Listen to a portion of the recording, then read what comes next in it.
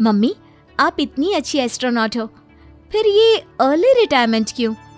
क्योंकि बचपन से मेरा बस एक ही सपना था, जिसके लिए मैंने लाइफ में बहुत कुछ खोया और छोड़ा। लेकिन अब इस अर्ली रिटायरमेंट के जरिए मैं बस तुम दोनों के साथ और पास रहकर बिना किसी हड़बड़ी की जिंदगी जीना चाहती हूँ। सास की बात सुनकर काजल मुस्कुराकर चली जाती है। उसी शाम ऑफिस से घर वापस आकर अजय अपनी मम्मी के पास बैठता है। मम्मी, क्या हमारी स्पेस ऑर्गेनाइजेशन कोई नया स्पेस मिशन प्लान कर रही है? क्या मिशन है, बताओ ना मम्मी। हे भगवान, शरीर इतना बड़ा हो गया लेकिन दिमाग आज भी बच्चों से गया गुजरा है। घर में आया नहीं कि सवाल शुरू। तो तुम जवाब दे दो ना। मैं क्या जवाब दूं? जैसे तुझे मेरे रिटायरमेंट के बारे में पता ही नहीं। इतने समय से तूने मुझे ऑफिस जाते हुए देखा क्या? फिर मुझे कैसे पता होगा? जा, तेरी पत्नी से पूछ, वो रोज ऑफिस जाती है। माँ की बात पर अजय आवाज लगाकर काजल को बुलाकर वही सवाल उससे भी पूछता है, पर काजल उसका कोई जवाब नहीं देती। और बोलो पत्नी से पूछने के लिए, मैडम जवाब ही नहीं दे रही। सवाल जायज हो तो जवाब मिलेगा ना।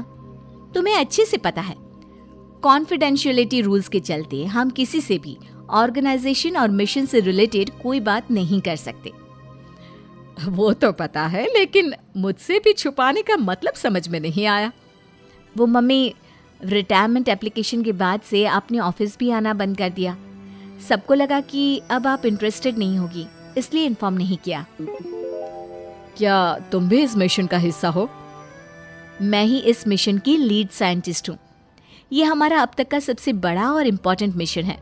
अगर ये सक्सेसफुल हो गया तो दुनिया में हमारे नाम के साथ मेरा प्रमोशन भी पक्का है। काजल की बात सुनकर दोनों माँ बेटे हैरान रह जाते हैं, लेकिन फिर सब साथ मिलकर सेलिब्रेट करते हैं। अब दिन बीतने लगते हैं। काजल स्पेस मिशन के चलते पहले से ज्यादा बिजी हो जाती है और देर तक ऑफिस में समय बिताने लगती है। कुछ समय तक इसे चुपचाप देखने के बाद एक सुबह बहू को सामने देखकर आखिरकार सास उसे टोक ही देती है। आ रही हो या जा रही हो? भाई, हमें तो तुम्हारी शक्ल देखे लगता है सदियां बीत गई। मैडम कब आती है कब जाती है कुछ पता ही नहीं चलता। अरे ऐसा कौन सा मिशन है जिसने सुबह रात घर परिवार सब भुला दिया? मिशन तो मैंने भी बहुत देखे हैं और गई भी हूँ, पर ऐसा हाल कभी नहीं हुआ। मम्मी, मैं आपकी चिंता और गुस्सा समझ सकती हूँ, पर ये स्पेस मिशन आज तक के सभी मिशन से बहुत अलग है। अच्छा, जरा मैं भी तो सुनूं, ऐसा क्या है इसमें? आई एम सॉरी मम्मी, मैं नहीं बता सकती। भूलो मत, मैंने रिटायरमेंट अप्लाई किया है, लेकिन रिटायर होने में अभी 7 महीने बाकी है, जिसके हिसाब से मैं आज भी ऑर्गेनाइजेशन का हिस्सा हूँ। तो मुझे बताकर तुम कोई रूल नहीं तोड़ रही। मुझे सब याद है मम्मी, और मुझे ये भी पता है कि अगर आप साथ दें तो मिशन के लिए बहुत बड़ी मदद साबित होगी। पर सीनियर्स ने रूल बनाया है कि इस मिशन की इंफॉर्मेशन सिर्फ उन्हीं के पास होगी जो इसका पार्ट है, और मुझे तो उन्होंने खास अपने पास बुलाकर ये समझाया था। बहू की बात सुनकर सास सोच में पड़ जाती है और अगले दिन खुद भी ऑफिस पहुंच जाती है। ओहो, क्या बात है मैडम, रिटायरमेंट के एप्लीकेशन के बाद तो आपने दर्शन देने भी बंद कर दिए। अरे सर, अगर ईद का चांद रोज निकला करता तो क्या उसका स्वागत इतने जश्न से होता? इस पर सीनियर भी हंसने लगते हैं और दोनों कैबिन में जाकर बैठ जाते हैं, जहां सास बातों बातों में नए स्पेस मिशन के बारे में पूछती हैं। वो उन्हें मिशन के बारे में सब कुछ बताकर तुरंत एक इमरजेंसी मीटिंग बुला लेते हैं, जिसमें साइंटिस्ट की टीम और काजल के साथ एस्ट्रोनॉट्स की पूरी टीम भी होती है। तो ये है हमारी टीम, जो सब कुछ भूल कर दिन रात इसी मिशन पर काम कर रही है। अगर आप भी हमें ज्वाइन कर ले तो सोने पर सुहागा हो जाएगा। अगर आप मुझे टीम में चाहते थे तो पहले कांटेक्ट क्यों नहीं किया?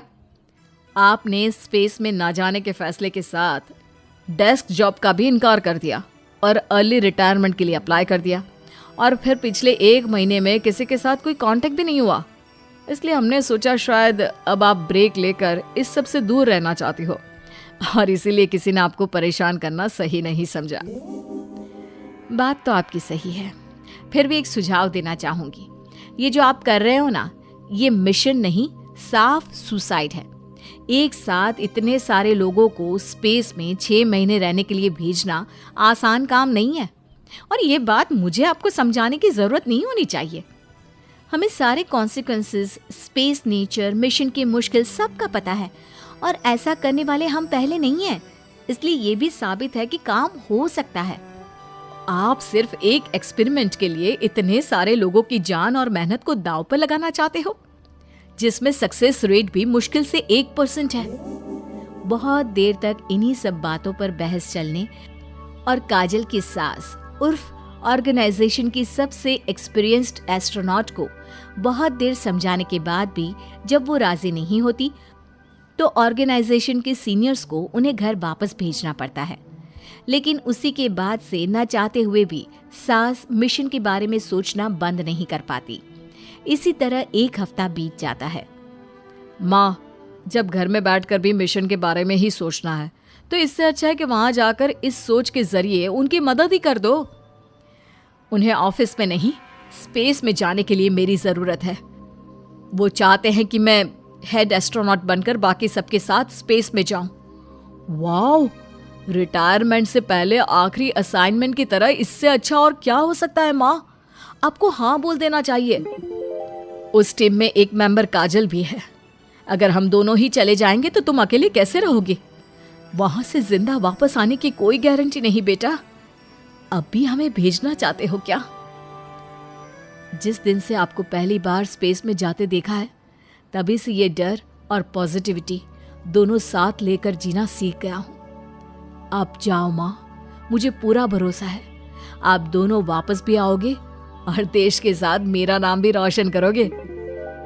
बेटी की बात सुनकर माँ के अंदर हिम्मत आती है और वो एक बार फिर स्पेस ऑर्गेनाइजेशन पहुंच जाती है, जहां उसके फैसले से सब बहुत खुश होते हैं और स्पेस मिशन की तैयारी पहले से ज्यादा जोश में शुरू हो जाती है। कुछ ही समय बाद दोनों सास बहू स्पेस में पहुंच जाती हैं। आखिरकार आज मेरी साइंटिस्ट बहू एस्ट्रोनॉट भी बन गई। सिर्फ स्पेस सूट पहन लेने से कोई एस्ट्रोनॉट नहीं बन जाता। मैं साइंटिस्ट हूँ और उसी में खुश हूँ। अगर मिशन की रिक्वायरमेंट नहीं होती तो शायद कभी यहाँ आती भी नहीं। इसी तरह दिन पर दिन स्पेस की अनेक मुश्किलें और दिक्कत सहते हुए देखते ही देखते 6 महीने बीत जाते हैं और नामुमकिन को मुमकिन करके दिखाते हुए सब सही सलामत अर्थ पर वापस आ जाते हैं, जिसके बाद से दुनिया भर में ये मिशन सास बहू की अंतरिक्ष यात्रा के नाम से मशहूर हो जाता है।